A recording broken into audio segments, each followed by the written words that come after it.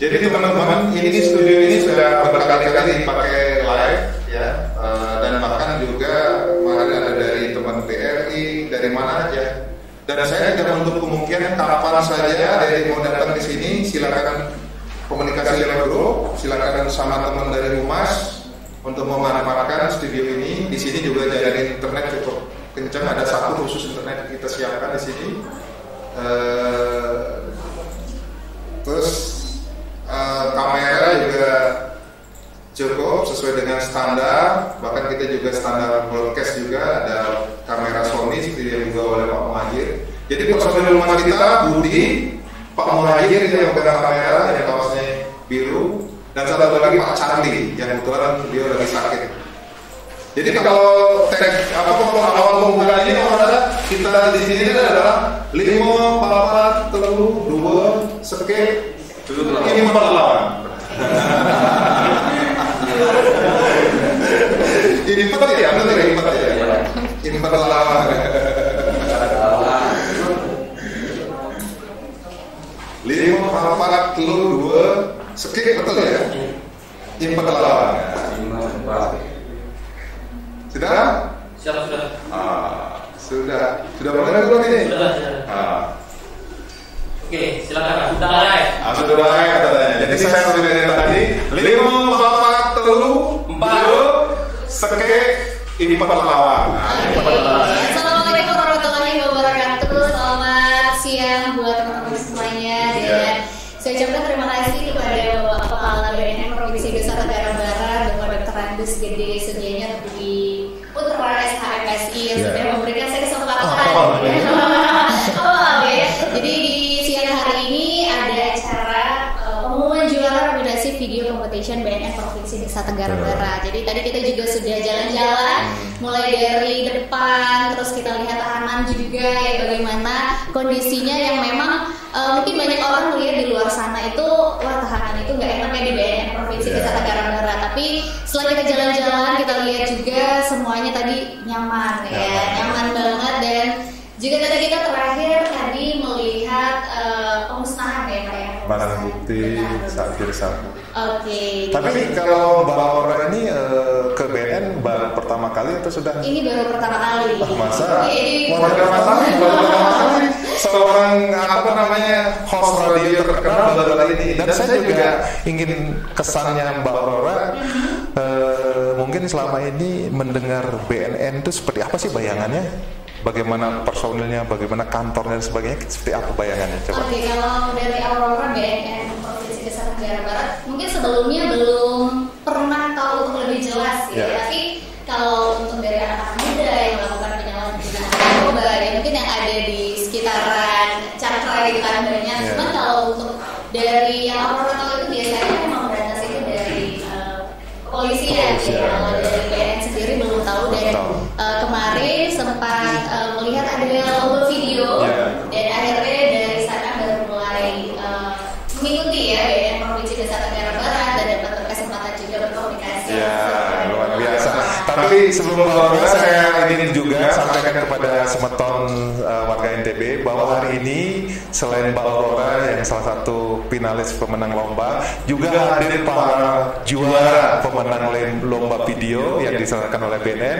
Gak kelihatan sebenarnya, tapi saya coba ingin melihat, tapi kameranya nggak bisa dipindahin di mana? Apa mungkin ada perwakilan mungkin di sini berdiri?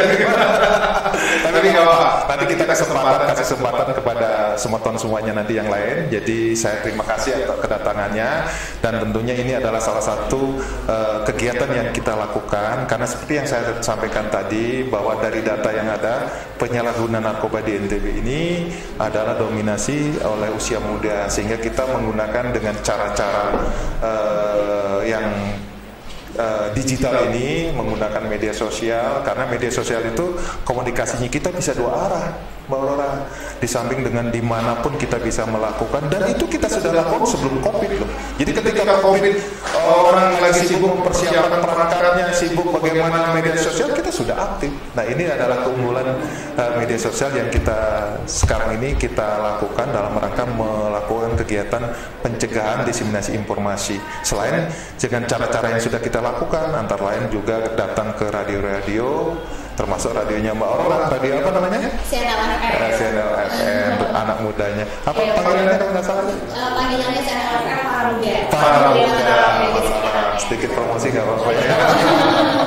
Itu kira-kira, dan saya pada kesempatan ini saya memberikan kesempatan kepada Bro Budi. Bro Budi ini mungkin Mbak Aurora bisa dari sisi Bro Budi itu seperti apa sih menggunakan narkoba itu supaya bisa nanti mendapat gambaran. Jadi jangan sampai nanti, karena kita generasi muda ini milenial sifat ingin tahunya tinggi, mencoba-cobanya. Nah, jangan sampai nanti untuk ingin tahu itu mencoba menggunakan narkoba, tapi kita dengerin ceritanya saja dari sisi mereka, karena yang jelas dia sudah melakukan rehabilitasi, sudah pulih, dan sekarang ini bekerja sama dengan BNN untuk melakukan kegiatan P4GN. Budi, silakan.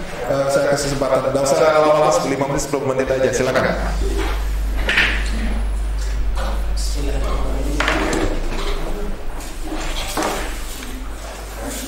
Ya, selamat siang. Selamat siang Bapak. Siapa yang bisa panggil? Kayaknya udah terlalu tua ya. Mas Budi ya. Oke, Bro Budi. Aurora sudah sempat cek Instagram waktu itu lagi live juga ya, live soal ini di YouTube juga. Oke, kita mau membahas tentang Bro Budi yang memang pernah melakukan penyalahgunaan narkoba. Itu awalnya itu saat usia berapa sih Bro Budi? Usianya udah lupa ya. Sekitar ini saking lamanya ya. Itu satu SMA. 2007. Oke, kelas 1 SMA itu awalnya kenapa sih mau menggunakan narkoba? Awalnya ya karena pergaulan kalau saya pribadi, tapi ya kita sepakat bahwa beda orang beda pemicunya. Kalau saya lebih ke pergaulan sama lingkungan. Itu pemicu awalnya saya menggunakan narkoba. Berarti pergaulannya di sekitaran memang menggunakan narkoba, dan akhirnya menggunakan narkoba itu dari kelas 1 SMA sampai kapan tuh? Berubah. Kebetulan baru totalnya baru. Dibanding dengan histori penggunaan saya itu belum apa-apanya sih. Perjalanan saya untuk pemulihan ini baru tanggal 7 Februari 2017. Baru berarti sekitar 3 tahun ya? Iya, saya memutuskan untuk rehabilitasi itu rehabilitasi yang sekian kalinya ya. Yang berarti sebelumnya pernah melakukan. Kembali lagi. Kenapa kembali lagi? Karena itu dia tantangan bagi teman-teman yang menggunakan narkoba tadi. Jadi teman-teman yang menggunakan narkoba itu dia tidak ada akan sembuh. Dan saya salah seorang yang menganut teori tidak ada akan sembuh bagi bicara narkoba. Berarti sekarang belum sembuh? Belum, karena beda penyakit narkoba, adiksi sama penyakit yang kayak pusing atau penyakit yang demikian itu beda. Kalau itu bisa disembuhkan, kalau adiksi itu dia penyakit bersifat kronis dan gangguan. Oke. Karena ada orang yang sudah melakukan rehabilitasi dan sudah pulih 2-3 tahun, tapi ujung-ujungnya makin lagi. Mungkin karena ada tekanan dari dalam dirinya, mungkin menggunakan lagi, atau dari eksternal, dari keluarga, atau permasalahan apa, ujung-ujungnya makin lagi. Nah, karena di penyakit kronis ini lebih cocoknya pulih. Saya sudah pulih ya, itu untuk 3 tahun itu. Oke, itu kembalinya kemarin rehabilitasinya udah berapa kali tuh? Rehabilitasi itu sudah berjalan 5 kali. 5 kali dan yang kelima baru berhasil. Iya. Ya semoga aja. Rehabilitasi sebelumnya itu paling lama menggunakan itu 3 bulan. 3 bulan terus menggunakan lagi. Mungkin karena sekarang di rehabilitasi yang kelima ini, karena basicnya saya rehabilitasi di BNN juga. Kalau dulu saya rehabilitasi di bukan BNN, tapi itu tidak menjaga juga teman. Kalau saya terakhir kali saya rehabilitasi itu menjalankan di Balai Besar Rehabilitasi BNN RI di Lido. Oke. Nah, jadi BNN ini ternyata merangkul saya bukan sekedar hanya saat rehabilitasi, tapi hampir 3 tahun ini saya dirangkul sama BNN. Dan sampai sekarang saya masih di bawah naungan BNN. Ya, menjadi humas Iya. BNN. Mungkin itu pegangan buat saya untuk tidak menggunakan lagi. Oke, awalnya gimana pas mau kembali pulih, mau rehab? Apa yang membuat Bro Budi, wah lebih baik saya berhenti aja nih menggunakan narkoba? Karena sebenarnya teman-teman pengguna narkoba itu dia ada tahapannya.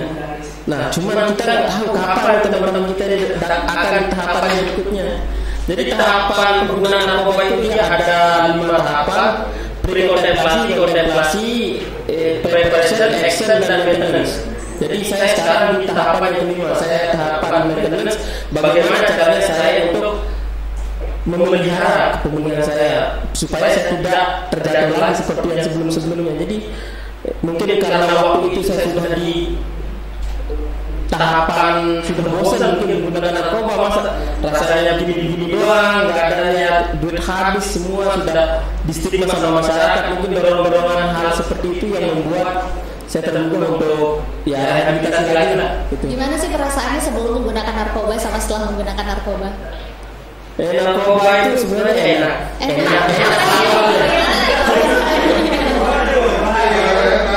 Narkoba itu awalnya enak karena awalnya kenapa kan karena mungkin di sekitaran mungkin kebiasaannya ya orang kalau makan narkoba entah dia lemas, pengen menjadi semangat. Kalau tadi Bro Budi kan karena pergaulan ya, berarti pengen coba-coba aja. Nah itu dia pemahaman yang perlu kita lakukan sebenarnya. Bukan seperti yang sudah disampaikan tadi itu narkoba itu buat lifestyle itu sebenarnya. Iya pemikiran hal yang dulunya itu yang bisa dipikirkan dulu. Jadi saya sempat di titik bangga menggunakan narkoba itu. Bangga karena pemahaman saya dulu nilai plus kelas orang itu ya menggunakan makanan mahal itu. Contohnya kan waktu itu saya saat saya lagi suka-sukanya menggunakan narkoba itu harganya 1 gram itu 1.800.000 waktu itu. 1 gram. 1 gram. Nah, jadi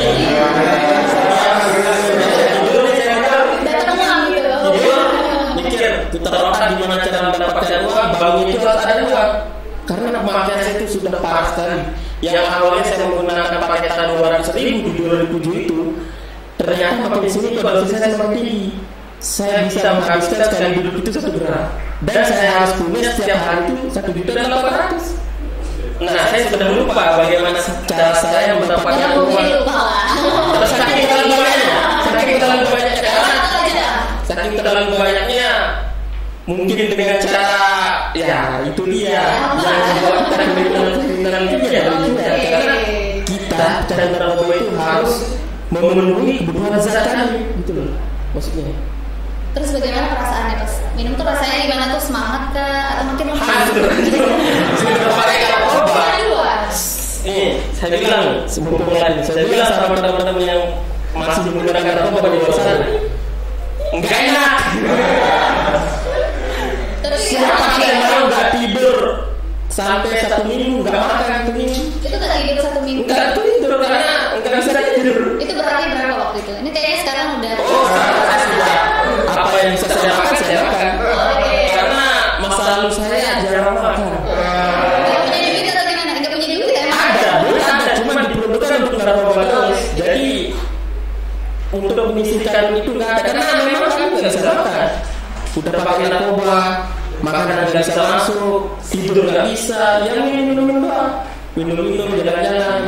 Enak kayak rambut-rambutan duit gitu. Sebenarnya enak sih, karena ya hutang kan.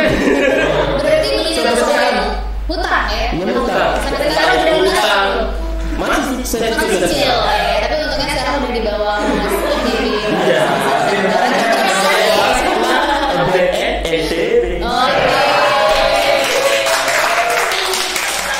Terus sekarang katanya sudah melahirkan 1 orang. Iya.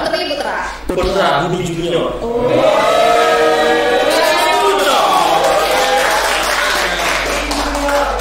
Iya, anak saya sangat tampan. Alhamdulillah. Karena dulu pikiran saya dengan story saya menggunakan narkoba sekian tahun, 10 tahun. Apa saya nggak malu gitu kan? Dan ternyata alhamdulillah puji Tuhan saya sudah punya anak sekarang. Tapi setelah menikah itu udah berhenti menggunakan narkoba ya? Atau waktu itu masih sedikit-sedikit? Bisa udah berhenti. Ya karena saya menikahnya ragu lah jawabnya. Juli tahun kemarin. Oke, berarti udah berhenti. Sudah setelah berhenti. menikah sudah berhenti, sudah kerja di BNN juga sebenarnya. Oke, berarti ke anaknya sekarang gimana nih? Siapa? Iya, berbudi kan Cinta saya. Iya. Sampai lah anaknya nanti melakukan penyalahgunaan narkoba juga ya. Oh, kalau saya akan melakukan karena gini. Ditahan aja di rumah. Karena gini, kita tidak bisa akan terus menjaga anak atau keluarga kita.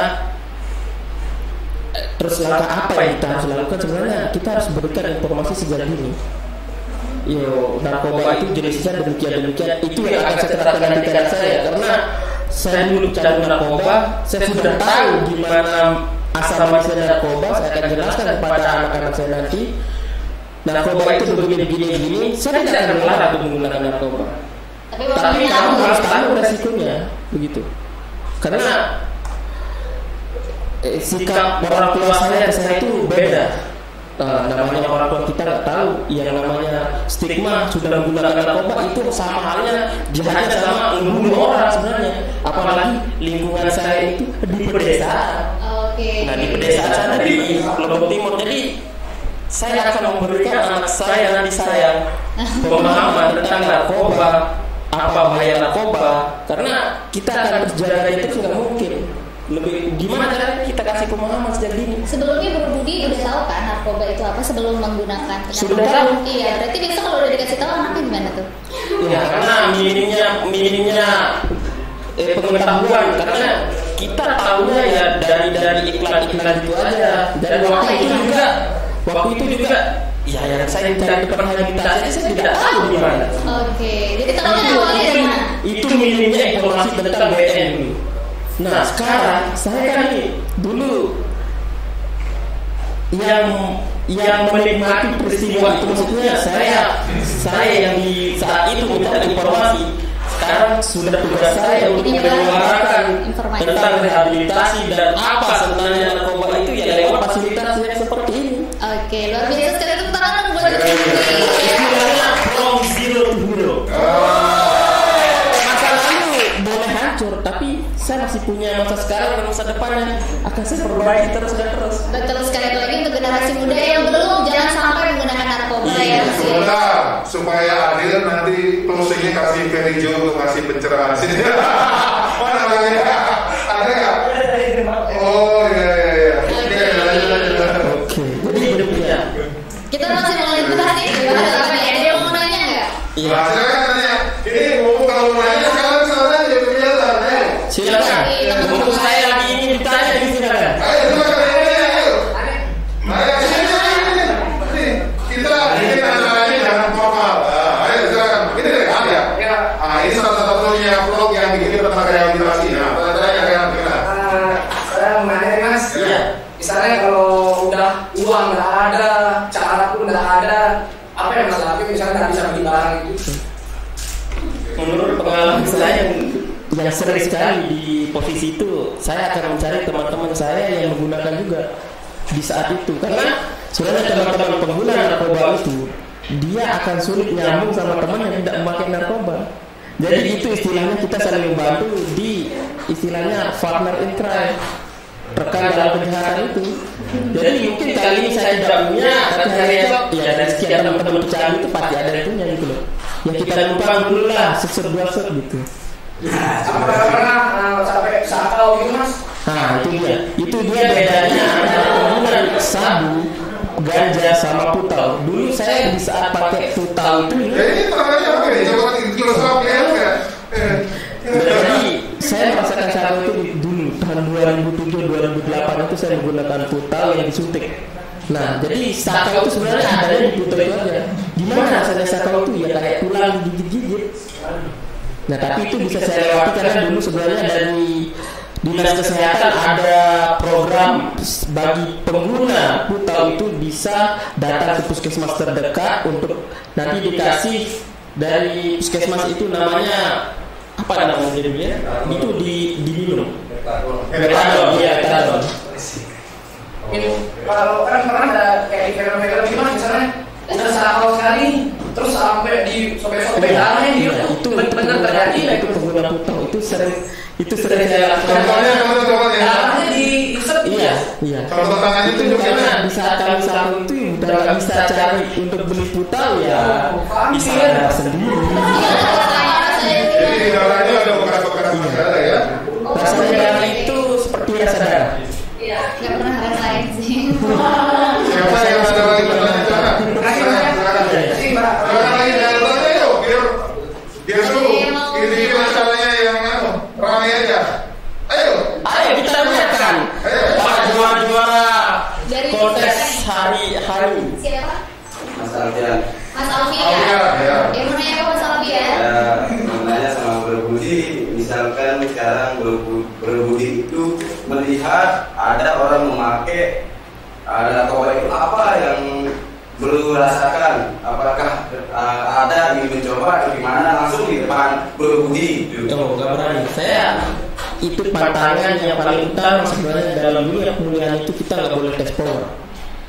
Tes power itu kita maksudnya tes kekuatan.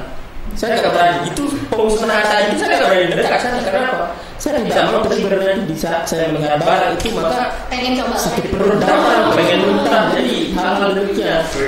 Jadi itu namanya tes power. Jadi ada beberapa pantangan di penggunaan narkoba yang sudah melakukan rehabilitasi itu. Di samping menjauhi partner-partner ikrar ini ada di tempat-tempat beresiko itu saya nggak berani ke sana, dan tes power uji kekuatan untuk melihat orang pakai narkoba itu saya nggak lakukan itu sampai sekarang.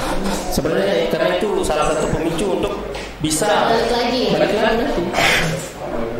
Dan juga apa yang memotivasi berbudi selain kehabisan uang itu mau rehabilitasi? Apakah itu sadar diri sendiri atau ada orang lain untuk mengajak rehab? Itu dia masalah rehabilitasi ini, kita nggak bisa memaksakan orang untuk rehabilitasi.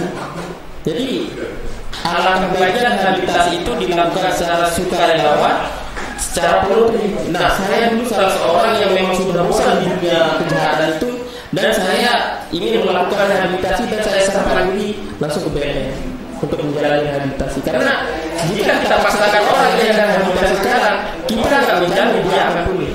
Mungkin besok dia bukan saya nggak terima, saya direhabilitasi, saya pakai lagi dari keluar, itu hal-hal demikian itu. Makanya kita nggak boleh memaksakan orang untuk rehabilitasi. Jadi rehabilitasi itu hakikatnya ya mau diri sendiri. Mungkin ada pesan-pesan untuk bagi yang sudah sembuh tapi banyak juga yang menggunakan lagi seperti itu. Mungkin apa kayak motivasinya? Itu relate sebenarnya. Jadi setelah melakukan rehabilitasi atau setelah tidak menggunakan narkoba lagi, terus ada sewaktu-waktu dia menggunakan, misalkan 3 tahun dia tidak menggunakan narkoba, tiba-tiba malam itu dia pakai, itu namanya sulit. Sulit itu masih bisa kita lalui karena dia belum berpola dalam penggunaan narkobanya. Nah, beda dengan yang relapse itu dia sudah berpola, jadi setiap hari dia harus pakai, itu harus menjalani rehabilitasi lagi. Karena BNN itu sudah menyediakan di kartu kami itu 3 kali baratnya untuk direhabilitasi di BNN. Jadi setelah itu mungkin di penjara mungkin cocok itu. Ini ada lagi teman-teman kita dari Lombok Tengah. Ini Lombok Tengah, dia ini adalah seorang ASN juga di Pemerintah Lombok Barat Tengah. Kebetulan kita belum punya BNN di kota di Kabupaten Lombok Tengah ya, kabupaten, sehingga saya harapkan siapa namanya? Gilang, Sumatera Gilang ini menjadi mediator kepada pemerintah daerah untuk kita mengaktifkan kegiatan BNN. Silakan. Karena teman saya rehabilitasi di balai setelah rehabilitasi itu paling banyak dari Lombok itu loh. Serius. Dan di angkatan saya orang Lombok, cuma saya bertiganya yang masih sober sekarang. Yang lainnya itu udah ada yang tangkap lagi, ada yang nggak tahu ceritanya. Jadi saya bertiga aja, saya teman saya berdua ini yang masih karena kami masih mencari shelter aman untuk lebih melakukan kegiatan positif. Nah, kebetulan ya Pak, saya juga tadi kan dengar pemudi tadi cerita kalau sakit pahit manisnya itu ketika menggunakan narkotika itu kayak gimana. Nah, saya tertarik sama cerita abang tadi terkait kita juga yang lebih terjun ke masyarakat Pak. Perihal pembunuhan karakter, bisa dibilang pembunuhan karakter. Ketika orang sudah dibilang kamu pengguna narkotika barang harga itu, akhirnya karakter dia di masyarakat itu dibunuh. Nah, dalam arti nggak diakui lah di masyarakat. Betul nggak, Pak? Iya, itu sudah saya rasakan. Kira-kira mau apa nih pesan Abang ke masyarakat supaya nanti nama Abang itu baik lagi di masyarakat, kira-kira apa? Dan harapan Abang itu seperti apa? Dan selain itu, selain harapan Abang ke masyarakat bagaimana? Mungkin ya ke pemerintah lah. Kami yang berbentuk ke masyarakat langsung, kira-kira harapan Abang ke kami ke pemerintah bagaimana? Iya. Kalau masalah saya yang pernah di kejadian itu, yang saya seorang pecandu dan masyarakat itu ya butuh pemahaman sebenarnya. Karena saya dulu di stigma, luar biasa di stigma. Jadi pernah kejadian saya jalan dan teman saya dari kecil jalan sama saya. Di suatu kejadian dia diingat sama ibunya jalan sama saya. Saya waktu itu saya numpang, ya saya berdiri di tengah jalan, saya numpang mau pulang, dia terus sama teman saya, dilihat sama ibunya duduk depan rumahnya, pas balik itu dipukuli. Ya kita nggak merasakan dipukuli, tapi kok kayak binatang gitu kan. Jadi kamu nggak boleh teman sama dia itu biar pecandu narkoba gitu kan. Nah, buat masyarakat hal-hal demikian itu sebenarnya perlu Anda memahami bahwa pecandu dan pengedar itu berbeda. Jadi saya dulu mencari informasi gimana sih caranya rehabilitasi ini, dan sampai suatu saat ya saya menemukan itu Balai Besar Rehabilitasi Rido itu yang di Bogor. Karena capek dan dia nggak tahu hal yang itu sebenarnya perlu diluruskan, dan itu kami selalu doakan pada masyarakat supaya mari jika ada keluarga, ada kerabat atau siapa saja yang menggunakan narkoba, mari rehabilitasi, karena penjara bukan fungsinya. Kita rangkul. Iya, terangkul. Apalagi Anda yang di pemerintah daerah itu lebih bisa didengar lagi ya, untuk melakukan sosialisasi, karena berbicara masalah narkoba itu bukan sekedar tanggung jawab BNN doang. Jadi seluruh masyarakat itu oke, kalian bisa cuek, kalian bisa bodoh amat tentang narkoba, tapi saya tidak berharap demikian. Tapi karena itu belum terjadi di keluarga Anda. Jika salah satu keluarga Anda sudah menjadi pengguna narkoba, maka tercoreng pula ke Anda. Hal demikian sebelum terjadi itu, mari bagi pecandu narkoba rehabilitasi, bagi pengedarnya itu ya penjara. Setuju? Iya, saya juga setuju. Itu. Jadi Anda di pemerintah itu lebih mungkin bisa berkolaborasi lagi bersama BNN untuk memberikan dorongan tentang bahaya narkoba itu. Oke, Pak Yani ya. Pak Yani, silakan. Oke, masih ada lagi yang mau pertanyaan? Dari Yani. Oh, Yani. Ternyata banyak sekali penasaran dengan hidup saya. Bukan masanya ke atas sebentar ya. Ya. Mau nanya, mau berbudi. Iya, gimana? Mulai itu dari SMA, Iya. dari kawin sama orang tuanya. Saya mengawali karir di dalam dunia narkoba itu saya mulai karir di dunia narkoba itu sebenarnya sudah lama. Di awal dari gelek dulu ganja. Karena dulu 20.000 itu bisa dapat ganja 3 linting. Ya walaupun banyak bijinya aku bisa jual juga kan. Saya pakai narkoba ganja awalnya. Ganja. Di suatu kejadian saya pakai kuta itu. Ternyata 3 kali pakai kuta udah terasa sakit, udah terasa efeknya kalau kita sakau. Nah saya lama itu disabu, dan saya diketahui sama keluarga saya tahun 2014. Saya menggunakan narkoba itu 2007 dan saya terekspos itu 2014. Lalu gimana orang tuanya? Iya, pingsan berdiri ibu saya. Dia diusir dari rumah. Nah ini yang menarik pertanyaan itu. Jadi bapak saya waktu itu saking capeknya, dia mencari Lombok untuk akan menyiarkan supaya memutus hubungan antara bapak saya Haji Blablabla dengan Budi Kurniawan, bahwa sudah bukan anak dan anu lagi, saking capeknya karena banyak hutang. Setiap hari orang lagi ke rumah, Budi mana Budi, banyak hutang, dan nominalnya fantastis kan. Jadi orang tua saya itu dulu cari koran supaya mau menyebarkan informasi bahwa putus hubungan antara saya. Lalu gimana sekarang bersama orang tua? Jadi dulu itu bedanya. Di saat saya masih sakit dan sekarang saya sedang dalam perjalanan pemulihan ini, dulu saya selalu minta dipercaya sama orang tua. Saya ngerasa, Pak, saya udah gak pakai narkoba lagi, percaya. Nggak bisa dipaksakan. Sekarang saya kan sudah sadar nih, saya sudah punya otak nih. Kalau dulu nggak ada otak, sekarang saya sudah punya otak, walaupun sedikit demi sedikit lama-lama kan bukan dulu orangnya isinya. Iya, padahal juga berisi sih. Oh jelas. Nambah. Jadi sekarang saya lakukan dengan cara pembuktian. Saya tidak mau berkor-kor bahwa saya sudah berubah, saya apa. Saya buktikan saja, kepercayaan itu juga akan kembali dengan Iya, sendiri. sekarang ditonton kali ya sama orang tuanya.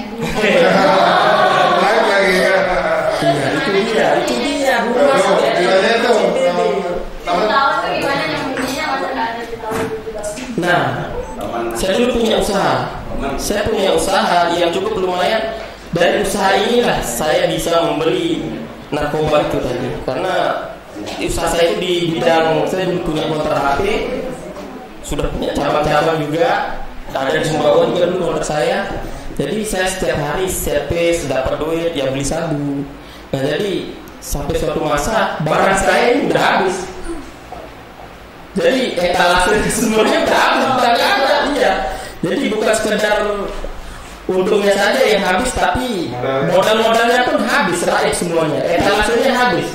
Nah itu jadi pertanyaan sama orang tua saya dulu, kok anak ini kemarin lancar usahanya, kok sekarang dia kenapa? Nah suatu saat saya ditanya nih, woi kamu kenapa sih banyak kurang haji sekarang? Kemarin usaha lancar, sekarang kamu judi?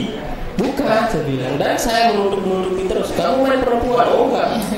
Nah di akhir sudah saya bosan ini, baru saya bilang saya pakai narkoba. Dan mereka gemeteran sambil berdiri. Oke, luar biasa. Tepuk tangan dulu untuk Budi ya. Jadi karena waktu sudah ini sebaiknya closingnya ada yang nyanyi lah. Iya. Nyanyi coba yang tadi yang lagu tentang narkobanya. Coba, ayo. Kalau masih kapan? Langsung.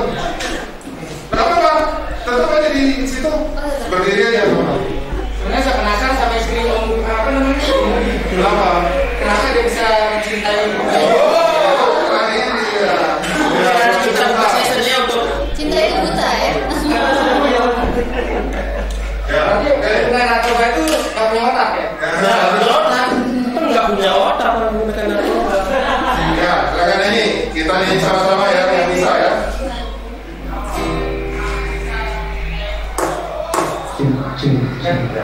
Lanjut.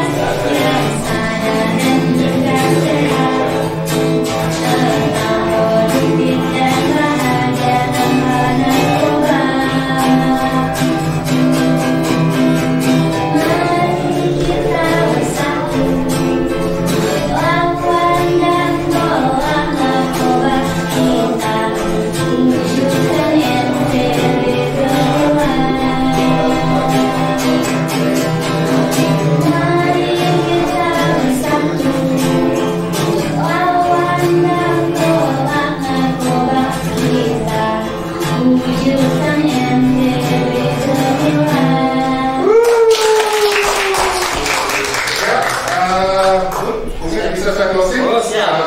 Oke. Oke, terima kasih Bro Budi Siap. dari Ferry Jo ya. Siapa? Nah, dulu ya San. Oh, oke, Biasa TV ya. Ya, TV 9 ya.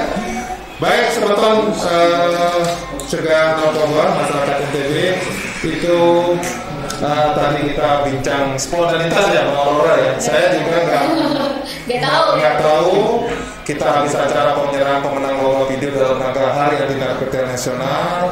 Jadi sekarang kita semua sudah paham BNN itu seperti apa, yang selama ini sosok yang ditakutin, sekarang menjadi sosok yang lebih terbuka, ya, terutama ramah terhadap penyalahguna, tapi keras terhadap bandar. Nah itu juga dibuktikan tadi. Kita lihat bahwa bandar narkoba yang ditangkap sudah diekspos, dan kita juga sudah melihat tempat rehabilitasinya seperti apa, pelayanan kita seperti apa, dan ini salah satu tempat yang kita nanti akan gunakan dalam rangka mengedukasi masyarakat, mensosialisasikan. Dan saya terima kasih atas bajakan, karena saya tahu bukannya karena yang lainnya yang tidak berikan kesempatan, saya akan memberikan kesempatan yang sama, mungkin tidak hari ini, hari berikutnya silakan sesuai dengan keluangan waktunya, karena Mbak Aurora ini adalah profesinya juga seorang penyiar di sebuah radio swasta yang cukup terkenal di Kota Mataram. Jadi saya memang membajak untuk memberikan kesempatan untuk melakukan interview dengan salah satu mantan penyalahguna yang sudah pulih, yang memang mau tidak mau menjadi tugas kita semua. Salah satunya BNN sudah memberikan contoh untuk melakukan memberdayakan mereka bahwa pasca rehabilitasi itu adalah bagian yang penting. Jangan dibiarkan, karena setelah rehabilitasi potensi untuk kembali memakai narkoba itu masih akan ada seumur hidupnya. Itu demikian, bahwa ada lagi closing yang perlu disampaikan, silakan. Oke, ini mau mengucapkan terima kasih dulu buat teman-teman para peserta nominasi video competition BNN Provinsi Nusa Tenggara Barat, dan terima kasih buat Bapak Kepala BNN Provinsi Nusa Tenggara Barat yang sudah memberikan saya kesempatan di sini. Semoga kita kedepannya menjadi generasi-generasi muda yang bisa menginspirasi anak-anak muda juga, biar tidak menggunakan narkoba. Jadi hidup 100% sadar, sehat, produktif, dan pastinya bahagia tanpa narkoba. Luar biasa. Ini duta narkoba kita sudah hafal. Sadar, hidup 100%. Terima kasih. Oke, terima kasih. Ya, oke. Jadi sebutan dari Senamian, kita tutup acara ini dan kita bertemu lagi pada kesempatan lain. Oke? Impak lawang atau buka lawang? Buka lawang kita kembali. Oke. Terima kasih. Terima kasih. Selanjutnya sertifikat di lobi ya. Oke. Terima kasih Bro Budi. Siap, sama-sama. Bisa diundang ke radio ke Ya. Ayo kita. Pak, videonya belum selesai Pak, yang kemarin. Oh iya. Siap.